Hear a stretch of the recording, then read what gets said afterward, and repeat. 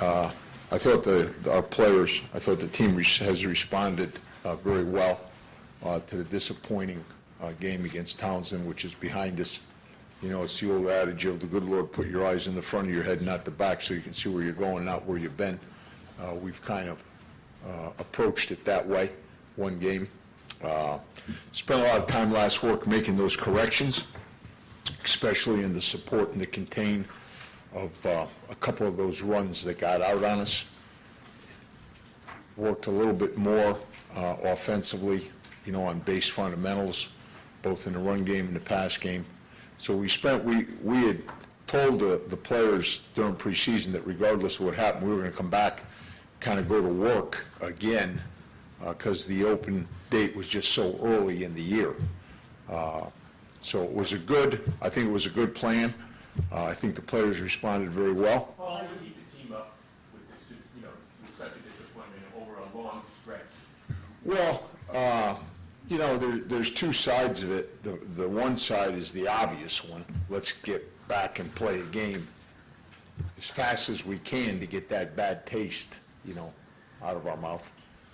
The other side of the coin is we have an opportunity, you know, to really get things corrected and get started, you know, on the next opponent and the remaining 11 games.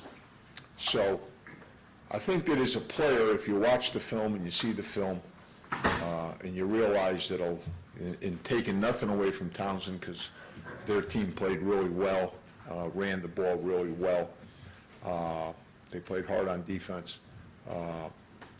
The self-inflicted stuff you hope to get corrected. And I think as a player, you look at it that way.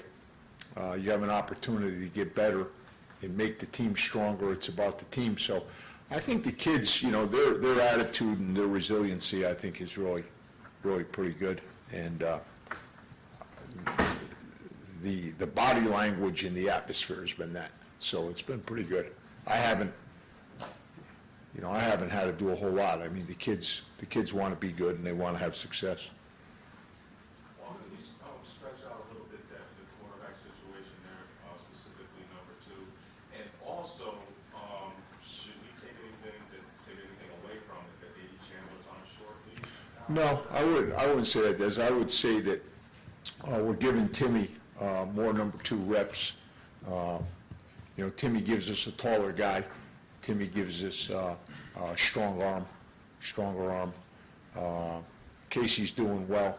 You know, Casey has really had a good preseason and is working very hard, and his attitude is great, and he's working at it. We just felt, Des, that we wanted to give Timmy every opportunity to come along, you know, as quickly as he can.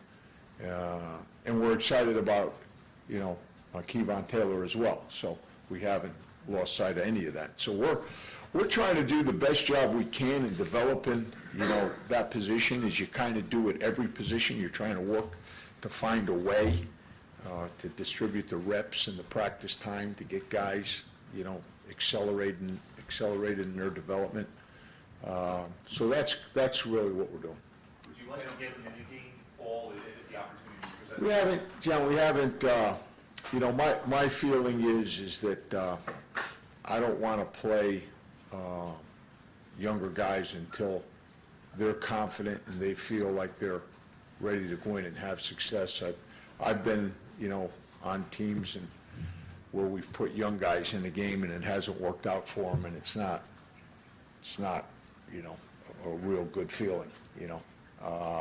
So I would prefer at any position, especially that position, to give them a reasonable amount of time to, you know, feel confident in what they're doing and then go from there.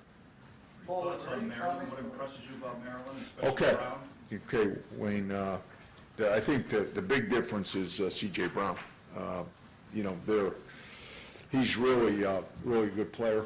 You know, he's not only a really good runner, he's got a strong arm, and he's just very confident. You know, I think what he has done is I think he has really boosted, you know, the confidence of the team, you know, because you've got a guy there that can make those kind of plays, make big plays with his feet.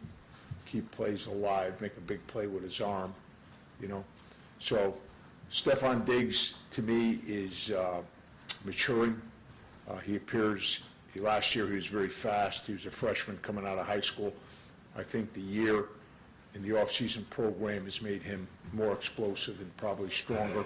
So he's pretty good. You know, they've added the long kid, who's a good wide receiver as well. Nigel King is a good wide receiver as well. I like the fourth wide receiver, this kid Jacobs. I think they've got 4 guys in there that can go. Ross is a good player. The back is a good player, very, very good player. He can run it. The fullback reminds me of, and I said this the other night, he reminds me of Deion Anderson, who you guys had here, and I had him with the Cowboys. You know, not the tallest guy, but a very well put together guy, and a guy who can really block you, you know. So, in their offensive line, you know, 3 of the 5 guys are back from last year who were in our game at one point or another. So, with CJ back, they've got a pretty, I think, seasoned, experienced group, and I think that's really made a big difference. I think they're doing well on defense. They're pressuring, you know, on defense. On third down, they're in a lot of odd look with multiple, you know, types of blitzes. They've always been a 3-4 team. When Brian Stewart was there 2 years ago, he came in, I guess, and he's a 3-4 guy. He was at San Diego, you know, with Wade Phillips, and then he was at Dallas with Wade. So Brian's a little bit more philosophy of 3-4, and on third down, it's kind of multiple 3-4 pressures that seem to be very popular. Their linebackers are big, they're physical, they're good. They're playing good in the back end. I think they've got good corners. So they're a pretty solid team who's played very well in two games. You know, they've played very, very well. Really have steamrolled in 2 games. So they've got a lot of confidence right now.